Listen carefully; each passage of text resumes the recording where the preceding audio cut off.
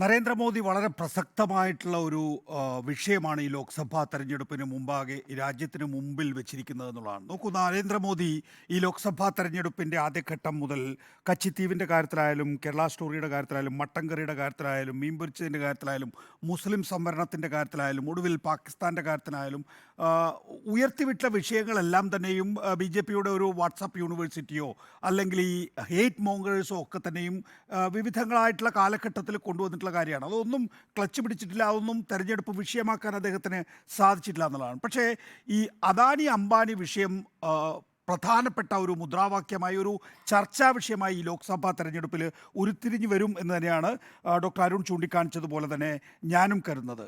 നോക്കൂ, അതാണ് നേരത്തെ ഉണ്ണി ബാലകൃഷ്ണൻ ചൂണ്ടിക്കാണിച്ചത്. ഡൽഹി അസംബ്ലിയിൽ വെച്ചാണ് അരവിന്ദ് കെജ്രിവാൾ നരേന്ദ്രമോദിയെ ഒരുപക്ഷെ ഇക്കഴിഞ്ഞ 10, 20, 25 വർഷക്കാലഘട്ടത്തിൽ വളരെ സജീവമായി നരേന്ദ്രമോദി പാർലമെൻ്ററി പാർട്ടി രംഗത്തും സജീവമായി ദേശീയ രാഷ്ട്രീയ രംഗത്താകെയും ഉള്ളപ്പോൾ ഏറ്റവും നിശ്ചിതമായിട്ടുള്ള നരേന്ദ്രമോദിക്കെതിരായിട്ടുള്ള വിമർശനം എന്ന് പറയുന്നത് ദില്ലി അസംബ്ലിയിൽ വെച്ച് അരവിന്ദ് കെജ്രിവാളിൻ്റെ പ്രസംഗമാണ്. അതിൽ അരവിന്ദ് കെജ്രിവാൾ പറയുന്നത് നരേന്ദ്രമോദി എന്ന് ഗൗതം അദാനി എന്ന് പറയുന്നത് ഒരു ഫ്രണ്ട് മാത്രമാണ്. യഥാർത്ഥത്തിൽ ഈ ഗൗതം അദാനിയുടെ ഈ പറയുന്ന പല മടങ്ങ് വിജയമുണ്ടല്ലോ, ബിസിനസ്സിലെ വിജയം, അത് യഥാർത്ഥത്തിൽ നരേന്ദ്രമോദിയുടെ പണം കൊണ്ടാണ് എന്നുള്ളതാണ്. വളരെ തന്ത്രപൂർവ്വമാണ് അരവിന്ദ് കെജ്രിവാൾ ആ വിഷയം നിയമസഭയിൽ ഉന്നയിക്കുന്നത്. അദ്ദേഹം പറയുന്നത്, ഞാൻ ബി ജെ പിയുടെ ഒരു പ്രമുഖ നേതാവിനെ കണ്ടു. അപ്പോൾ ആ പ്രമുഖ നേതാവ് എന്നോട് ചോദിച്ചു, നിങ്ങൾക്കറിയാമോ ഈ നരേന്ദ്രമോദി അദ്ദേഹത്തിൻ്റെ സഹോദരന്മാർക്കോ അദ്ദേഹത്തിൻ്റെ ഭാര്യയ്ക്കോ അദ്ദേഹത്തിൻ്റെ ഏതെങ്കിലും തരത്തിലുള്ള ബന്ധുക്കൾക്കോ എന്തെങ്കിലും ചെയ്തു കൊടുക്കുന്നതായിട്ട്? ഇല്ല, ഒന്നും അങ്ങനെ ചെയ്തു കൊടുക്കുന്നില്ല. പിന്നെ എങ്ങനെയാണ് ഗൗതം അദാനിക്ക് വേണ്ടി മാത്രം ഇത്തരം കാര്യങ്ങൾ ചെയ്തു കൊടുക്കുന്നത്? ഇപ്പോൾ ഗൗതം അദാനിയുടെ പേരിൽ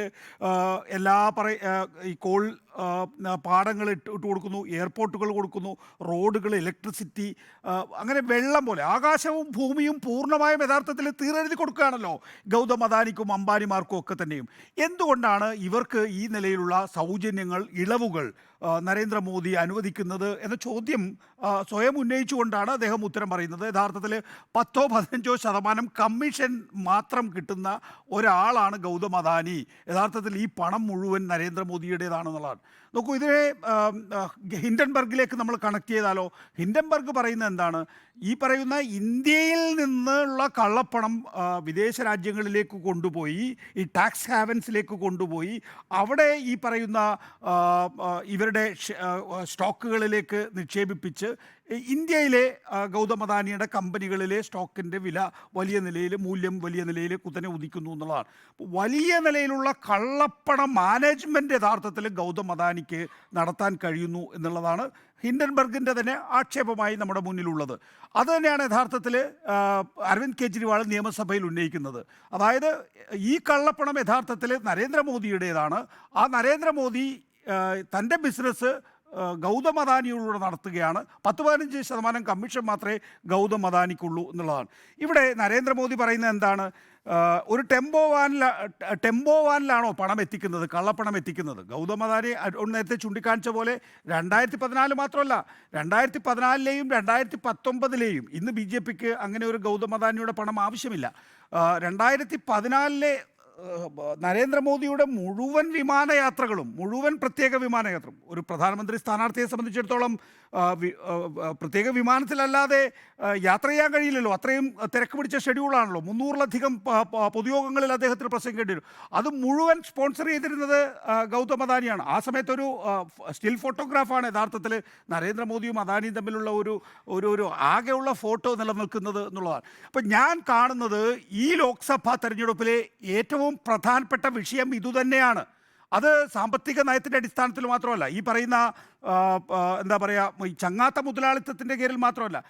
എന്താണ് ഈ ഗൗതം അദാനിയെപ്പോലുള്ള ആളുകൾക്ക് മാത്രമായിട്ട് ഈ വിമാനത്താവളങ്ങൾ, തുറമുഖങ്ങൾ, മൈനുകൾ, വൈദ്യുതി എന്തിന് ഫാം ലോസ് പോലും ഇവർക്ക് വേണ്ടിയല്ലേ? സാധാരണക്കാരായിട്ടുള്ള കർഷകരുടെ ഉൽപ്പന്നങ്ങൾ പോലും യഥാർത്ഥത്തിൽ ഗൗതം അദാനിയുടെയും മുകേഷ് അംബാനിയുടെയും കയ്യിലെത്തിക്കുന്നതിന് വേണ്ടിയിട്ടുള്ള ശ്രമമായിരുന്നില്ലേ 2 കർഷക ബില്ലുകൾ? അപ്പോൾ ഈ പറയുന്ന ഭരണകർത്താക്കൾക്ക് എങ്ങനെയാണ് ഈ വലിയ മുതലാളിമാരുമായിട്ട് ചങ്ങാത്തമുള്ളത്? അവരെങ്ങനെയാണ് ഈ പൊളിറ്റിക്കൽ ഫണ്ടിങ് നടത്തുന്നത്?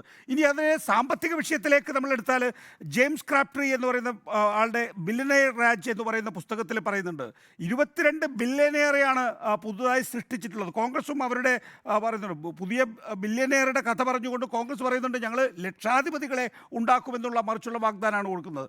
1820കളിൽ സൗത്ത് കൊറിയ, 1820കളിൽ ബ്രിട്ടൻ, സൗത്ത് കൊറിയ 1960കളിലും 70കളിലും, ചൈന 2000-ലൂടെയും കടന്നുപോയ വഴിയിലൂടെയാണ്, ഇതേ വഴിയിലൂടെയാണ് യഥാർത്ഥത്തിൽ ഇന്ത്യ ഇപ്പോൾ കടന്നു പോകുന്നത്.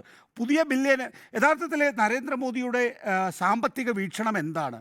ഞാൻ എന്ന ഭരണകർത്താവ്, അദാനി, അംബാനി, ഇതിലൂടെയാണ് അദ്ദേഹം 2047 ഒരു വികസിത ഇന്ത്യയെ രൂപപ്പെടുത്താൻ ആലോചിക്കുന്നത്. എങ്ങനെയാണോ സൗത്ത് കൊറിയ വളർന്നത്, എങ്ങനെയാണ് ബ്രിട്ടൻ വളർന്നത് എന്ന് വെച്ചാൽ ക്യാപിറ്റലിസ്റ്റ് കൺട്രികൾ വളർന്നിട്ടുള്ളത്, അതേപോലെ ഒരു വികസിത രാഷ്ട്രത്തെ സൃഷ്ടിക്കുന്നതിന് വേണ്ടിയിട്ടാണ് യഥാർത്ഥത്തിൽ ഈ പറയുന്ന ബില്യനേഴ്സിനെ, പ്രത്യേകിച്ച് അദാനിയെയും അംബാനിയെയും വളർത്തിക്കൊണ്ടിരിക്കുന്നത് എന്നുള്ളതാണ്. അത് സാമ്പത്തികമായി നമുക്ക് ചൂണ്ടിക്കാണിക്കാൻ കഴിയുന്ന കാര്യം. അതിനപ്പുറത്തേക്ക് ഇന്ത്യയിൽ തങ്ങൾ ഉദ്ദേശിക്കുന്ന രാഷ്ട്രീയ സംവിധാനങ്ങളാണ് നിലനിൽക്കേണ്ടത് എന്ന് കരുതുന്നവർ, ഇപ്പോൾ നേരത്തെ ഉണ്ണി ചൂണ്ടിക്കാണിച്ചതുപോലെ തന്നെ 2 കാര്യങ്ങൾ നമുക്ക് പ്രത്യേകിച്ച് എടുത്തു പറയാൻ കഴിയും. മഹുവ മൊയ്ത്രയുടെ കാര്യത്തിനകത്ത് മഹുവ മൊയ്ത്രയ്ക്ക് എങ്ങനെയാണ് ഇന്ത്യൻ പാർലമെൻറ്റിൽ, ലോക്സഭയിൽ ഇരിക്കാനുള്ള അവകാശം നഷ്ടപ്പെട്ടിട്ടുള്ളത്?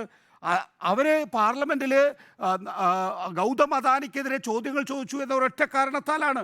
2, രാഹുൽ ഗാന്ധിക്ക് അദ്ദേഹത്തിൻ്റെ ലോക്സഭാംഗത്വം നഷ്ടപ്പെടുന്നതിന് കാരണമായിട്ട് AICC ജനറൽ സെക്രട്ടറി ചൂണ്ടിക്കാണിച്ചതാണ്, അദാനി ഇത്രയും വലിയ ആളാണ് എന്നൊന്നും ഞാൻ കരുതിയിരുന്നില്ല എന്ന് വെച്ചാൽ എന്താണ്, ജുഡീഷ്യറിയെ പോലും വിലക്ക് വാങ്ങാൻ ശേഷിയുള്ള ഒരാളാണ് ഗൗതം അദാനി എന്നുള്ള നിലയിലാണ്. അപ്പോൾ ഇത് വളരെ പ്രസക്തമായിട്ടുള്ള ഈ ലോക്സഭാ തെരഞ്ഞെടുപ്പിൽ ഉയരേണ്ട വിഷയം തന്നെയാണ് നരേന്ദ്രമോദി എന്ന് പറയുന്ന BJP നേതാവ് ഉയർത്തിയിട്ടുള്ളത്. ഈ വിഷയം ചർച്ച ചെയ്യുമ്പോൾ മാത്രമേ മറ്റു വിഷയങ്ങളിലേക്ക് നമുക്ക് കടക്കാൻ കഴിയുള്ളൂ. മറ്റു വിഷയങ്ങൾ എന്താണ്? നമ്മുടെ തൊഴിലില്ലായ്മ, നമ്മുടെ ദാരിദ്ര്യം. യഥാർത്ഥത്തിൽ ഈ പറയുന്ന വൻകിട മുതലാളിമാർ അമിതമായി വളർന്നതുകൊണ്ടാണ് നമ്മുടെ നാട്ടിൽ ഇത്രയധികം തൊഴിലില്ലായ്മ ഉണ്ടായത്, നമ്മുടെ നാട്ടിൽ ഇത്രയധികം പട്ടിണി ഉണ്ടായിട്ടുള്ളത്. അതിലൂടെയാണ് ആ ചർച്ച പോകേണ്ടത്. യഥാർത്ഥത്തിൽ നരേന്ദ്രമോദി ശരിയായ വിഷയമാണ് ഉയർത്തിയിട്ടുള്ളത് എന്നാണ് എൻ്റെ അഭിപ്രായം.